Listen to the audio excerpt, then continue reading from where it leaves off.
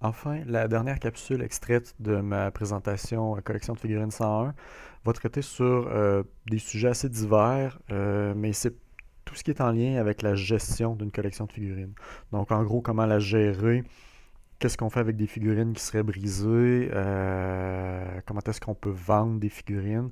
Puis j'ai quelques conseils aussi en rafale là, en lien avec ça. Fait que dans le fond, sans plus tarder, débutons. Donc, on arrive maintenant au temps où vous avez commencé votre collection, vous commencez à regarder ça, vous installez vos figurines, vous les exposez, vous les gardez dans les boîtes, vous faites ce que vous voulez. Là, on est rendu avec des sujets un petit peu plus avancés. Comment entretenir tout ça, comment gérer tout ça, par quel bout de prendre ça. Donc, une des premières questions que souvent, puis il y a comme deux écoles de pensée là-dedans, c'est ouvrir ou non les boîtes. Ça, c'est vraiment un choix personnel. C'est vraiment à vous de le voir. Oui, c'est vrai, la figurine perd un peu de sa valeur lorsque la boîte est ouverte. Toutefois, la valeur ne diminue pas de moitié. Et si la figurine est très bien entreposée, je vais en parler un petit peu plus loin, euh, vous pouvez aller chercher une très bonne valeur de revente en la gardant.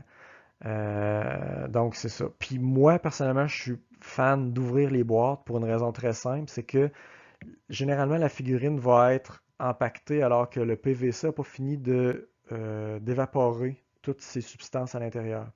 Ce qui fait que si la figurine demeure dans sa boîte pendant des années, scellée, elle va commencer à se suinter d'une espèce de petite substance bizarre qui est un peu huileuse. Puis honnêtement, j'ai acheté des figurines usagées qui dataient principalement de la même époque. Une qui était encore scellée et une qui avait été exposée.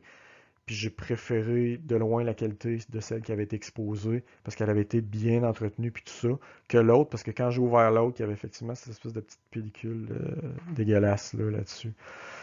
Donc c'est ça, fait que je vous suggère vraiment de les ouvrir, ne serait-ce que pour faire aérer la figurine. Les boîtes. Gardez toujours vos boîtes. Si vous voulez revendre vos figurines, c'est un must. Une figurine pas de boîte, c'est là que vous allez diminuer d'une manière majeure la valeur de votre figurine.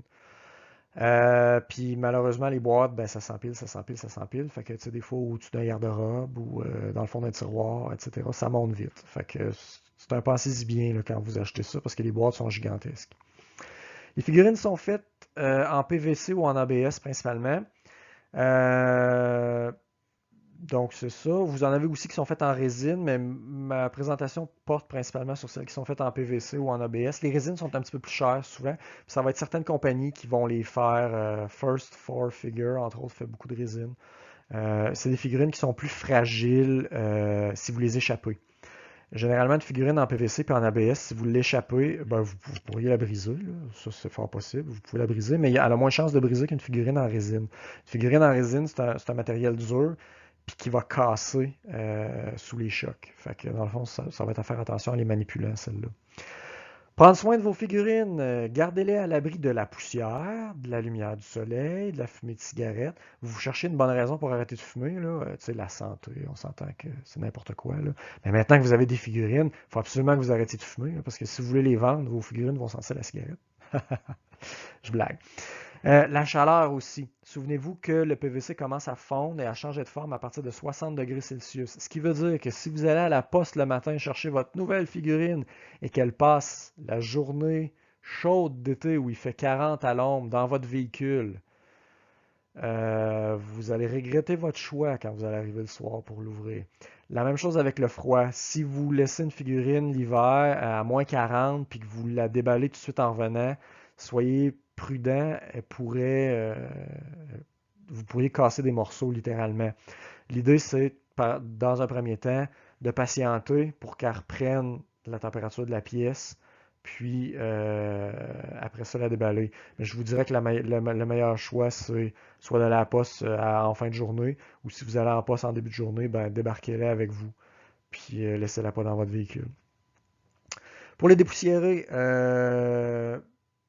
souvent on va utiliser un pinceau à maquillage, des Q-tips, peut-être le nettoyer avec un petit linge humide à l'eau. Mais je vous dirais que la meilleure idée, c'est les Detolf d'IKEA ou les autres vitrines. On parle beaucoup de Detolf, puis vous allez voir si vous allez sur My Figure Collection, tout le monde ne joue que par ça pour une raison très simple. Ce sont les vitrines d'exposition qui offrent le meilleur rapport qualité-prix parce qu'elles ne sont pas chères et sont relativement de bonne qualité. C'est d'ailleurs ce que vous voyez sur la photo. Euh, Puis ça, honnêtement, ça empêche l'accumulation de poussière de manière assez phénoménale. Je veux dire, je suis capable de nettoyer mes figurines peut-être. En fait, je nettoie mes figurines peut-être une ou deux fois par an, là. Puis je le fais plus par acquis de conscience parce qu'il n'y en a pas de poussière, là. Il n'y a à peu près pas de poussière qui rentre là-dedans. C'est vraiment la meilleure idée. Par contre, si vous la mettez sur votre bibliothèque, là, c'est clair qu'elle va accumuler la poussière, puis il va falloir la nettoyer plus souvent, peut-être une fois par mois, là. Donc, c'est ça. Faites attention aux bonbonnes d'air comprimé. Il y en a qui recommandent d'utiliser ça. Celles qu'on utilise en informatique, je vous dirais, par expérience, moi je travaille dans le domaine de l'informatique, puis mes gars de LAN utilisent ça assez souvent.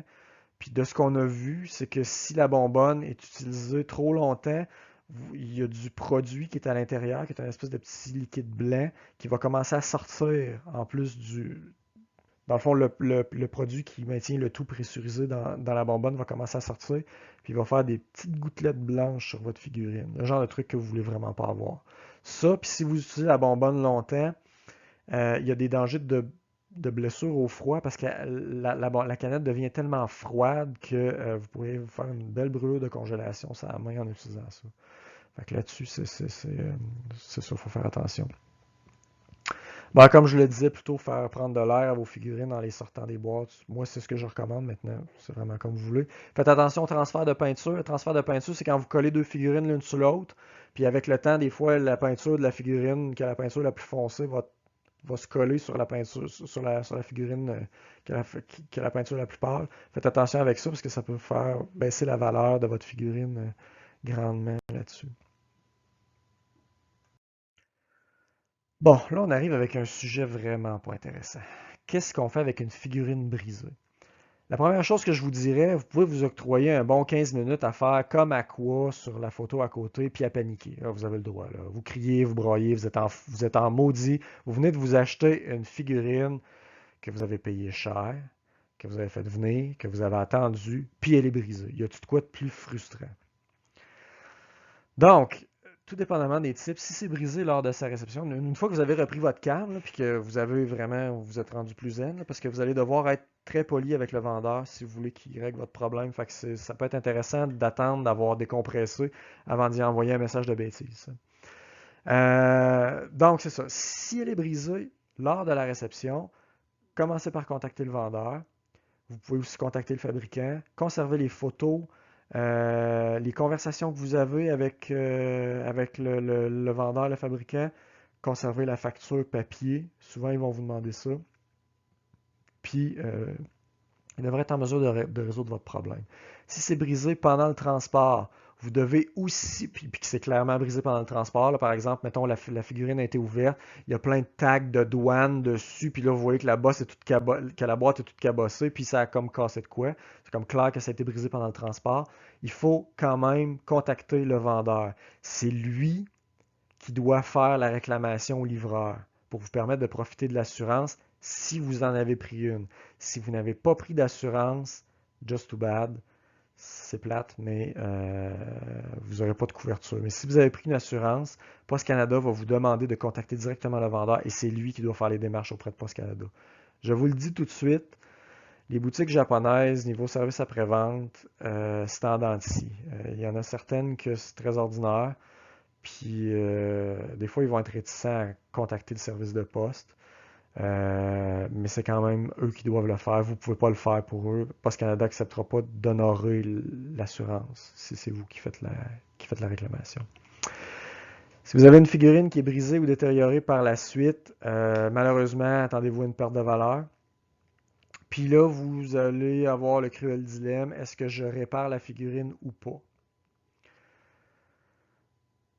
Sachez que si vous réparez une figurine qui a été brisée, elle perd tout de même de la valeur. Une figurine, même si votre réparation est parfaite, dès que vous allez le mentionner, elle va perdre de la valeur. Sauf que ça peut être intéressant pour vous, plutôt que d'exposer une figurine qui est brisée, de la réparer. Donc, comment est-ce qu'on fait pour réparer une figurine brisée? Vous pouvez recoller, vous pouvez repeindre. Puis le truc le plus simple, dans le fond, souvent, on va utiliser ça quand que. Moi, on peut utiliser ça, mettons que votre figurine a comme genre une pièce qui a juste croché ou quelque chose comme ça. C'est la réparation qui est la moins.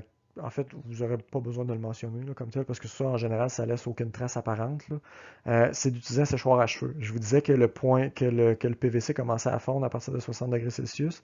Donc, si vous y allez avec un séchoir à cheveux, faites très très attention, soyez prudent. Vous envoyez de l'air chaud sur la partie, puis vous allez être en mesure de la déplacer puis de la faire reprendre sa forme originelle juste avec de la chaleur comme telle et beaucoup de patience. Fait que là-dessus, ça peut être intéressant. Je reviens sur recoller, repeindre. Il y a deux types de colle si vous voulez recoller une figurine. Il y a de la colle à modèle réduit, puis de la colle genre Crazy Glue. Ce qu'il faut savoir, c'est que les deux types de colle fonctionnent de manière différente. De la colle à modèle réduit, que vous allez trouver en boutique spécialisée, c'est une colle qui fusionne. Donc, le PVC de votre figurine va fondre aux deux points que vous avez collés et le tout va se souder ensemble par fusion. Donc, ça fusionne. Alors, c'est important de garder ça à l'esprit. Si vous faites une réparation qui est apparente, n'utilisez pas de colle à modèle réduit parce que vous avez une chance d'avoir une décoloration puis que ça va faire une espèce de ligne grise sur votre figure. Si vous avez un défaut qui est non apparent, vous pouvez utiliser de la colle à modèle réduit à ce moment-là parce que c'est ce qui colle le mieux, parce que votre PVC va vraiment fusionner. Mais c'est ça, c'est vraiment à utiliser vraiment avec une délicatesse extrême. La Crazy Glue est plus facile à utiliser dans le sens où vous pouvez l'utiliser sur des parties apparentes, ça va paraître un peu moins que de la colle à modèle réduit. Par contre, ça va coller un petit peu moins bien aussi parce que cette colle-là va vraiment lier les deux parties. Elle colle vraiment là, comme telle. Donc, vous allez avoir PVC, colle, PVC. Alors qu'avec la colle à modèle réduit, ben, ça va être PVC qui va merger avec le PVC. C'est ça la différence entre les deux types de colle. Repeindre, si les figurines sont peintes au airbrush pour certaines. Donc, si vous voulez faire une repeinture, ben, ça se fait au airbrush. Idéalement, il faut être très bon là-dedans. Ce que je vous conseille fortement, pour recoller et pour repeindre, cherchez des gens qui font du modélisme, qui font du Warhammer 40 000, ou qui font ce qu'on appelle du make-up de doll, donc qui vont refaire des visages de poupées. C'est les gens les plus expérimentés pour faire ce genre de truc-là. Comme je vous disais tantôt, moi je suis pas de Montréal, puis juste ici à Trois-Rivières, j'ai déjà 2-3 personnes en tête qui font du Warhammer 40 000, puis qui font de la peinture à ce point précise que j'aurais pas peur de leur confier une figurine, puis de leur dire écoute, il y a de quoi tu crapes dessus, tu peux-tu me l'arranger? Parce que je sais que ce serait bien fait. Mais sinon, si vous voulez la repeindre vous-même, pour repeindre une figurine, on commence, en fait, c'est comme n'importe quel type, ça prend du primer. Une fois que le primer est fait, par la suite, on fait les détails, il faut ajouter les ombrages. C'est quelque chose qui est relativement complexe, puis je vous dirais qu'un néophyte est très mal équipé pour s'embarquer là-dedans. J'en ai déjà moi-même fait de la peinture de figurines dans une autre époque où je faisais du Warhammer 40 000 et je ne me considère pas assez bon pour réparer une de mes figurines en la repeignant. Alors, c'est tout vous dire. Là. Fait que, improvisez-vous pas comme ça.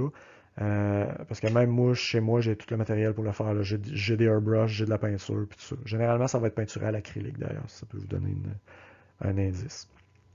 Alors, c'est ça. Vendre une figurine. Donc, vous avez une collection qui grandit, vous commencez à avoir moins de place, puis certaines figurines que vous avez achetées il y a quelques années, vous les aimez moins, ou juste pour vous faire plus de place, ou vous en aimez plus que d'autres. Comment est-ce qu'on fait pour vendre une figurine? Alors, dans un premier temps, pour vendre une figurine, il faut être honnête. Si vous voulez vendre des figurines longtemps, puis en vendre plus qu'une, il faut dire la vraie chose. Est-ce que votre figurine est brisée? Si oui, où? Qu'est-ce que vous avez fait pour la réparer? Est-ce que vous avez encore la boîte? Est-ce que c'est une originale? Est-ce que c'est une fausse? Il faut dire tout ça, parce que vous pourriez effectivement vendre une figurine tout croche à quelqu'un, mais assurez-vous, soyez sûr que la communauté des collectionneurs de figurines se parle et pas très grosse. Fait que si quelqu'un commence à vendre des fausses figurines, ou à vendre des figurines brisées en les faisant passer pour intactes ou neuves, ça va se savoir.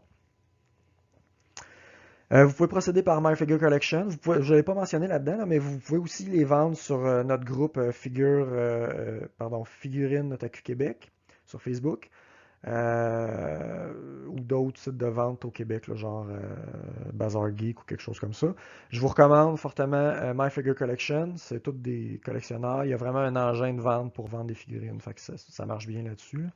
Puis le gros intérêt aussi, c'est qu'avec My Figure Collection, si vous montez votre collection de figurines avec les figurines que vous désirez, si quelqu'un d'autre en vend, vous allez recevoir une notice comme quoi que, y a quelqu'un qui vend une figurine que vous voulez. Fait que là, à ce moment-là, vous allez pouvoir voir est-ce que je la prends, est-ce que je la prends pas. Vous pouvez regarder dans les bazars, dans les conventions. Celui de Takuton vend bien. Moi, ce que je vous conseille, c'est.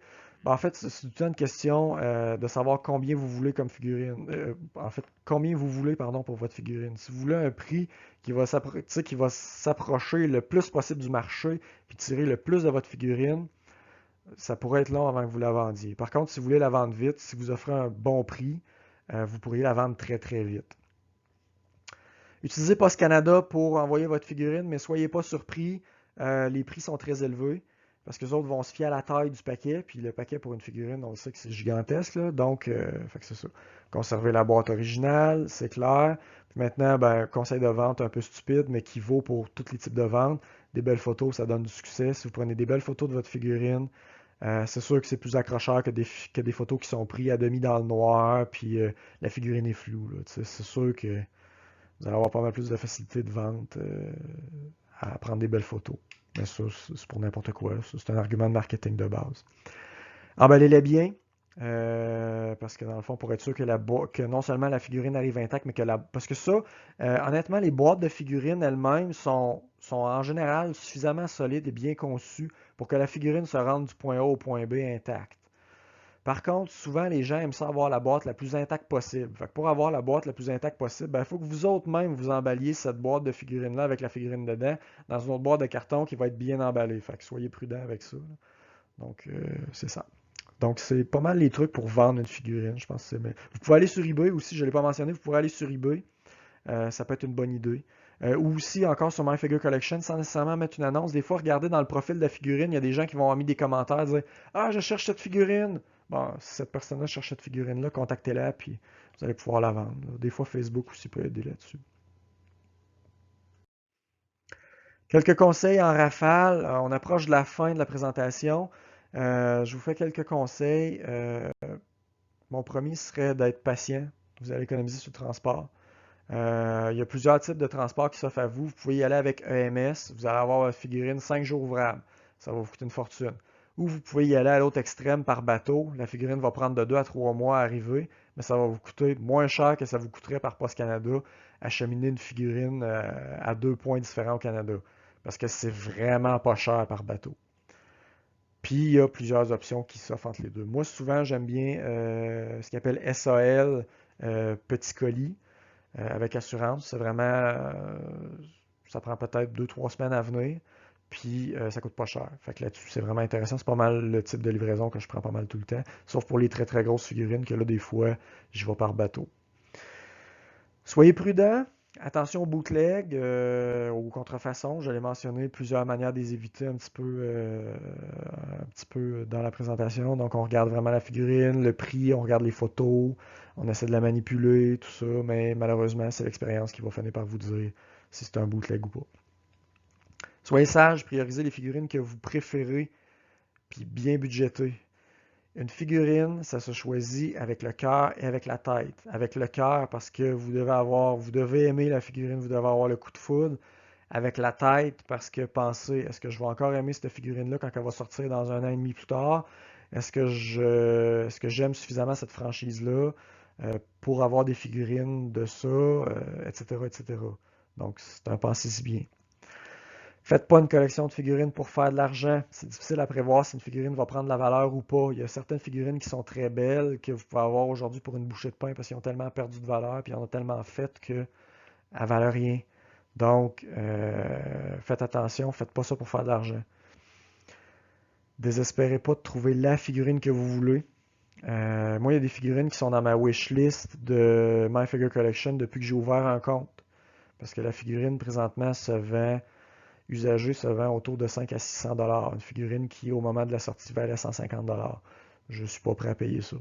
Fait que dans le fond, j'attends. Peut-être que quelqu'un un jour va en vendre une qui, pour s'en débarrasser rapidement, va la vendre vraiment pas cher. Peut-être qu'ils vont faire une réédition. Au cas, je vais encore avoir une notification de My Figure Collection. Fait que là-dessus, c'est désespéré pas. Puis surtout, utilisez My Figure Collection. Puis je rajouterai à ça, venez vous mettre membre de notre groupe Figurine Otaku Québec. Si vous avez des questions, puis tout ça, ça va nous faire plaisir de vous y répondre. On a des nouveaux qui ont des questions de nouveaux à toutes les semaines. Ça nous fait plaisir de tout le temps leur répéter les mêmes choses et ça ne nous arrête pas non plus. C'est moi qui est administrateur du groupe, puis les autres modérateurs avec moi, on a un canal très très ouvert. Ça me fait plaisir de vous aider tout le temps. Enfin, c'était Collection de figurines 101, démarrer, maintenir et développer une collection de figurines. Mon nom est Kuroasu Kitsune et j'espère vous avoir motivé à commencer une collection de figurines et vous avoir expliqué comment faire. Alors sur ce, je vous souhaite une bonne chance dans vos collections.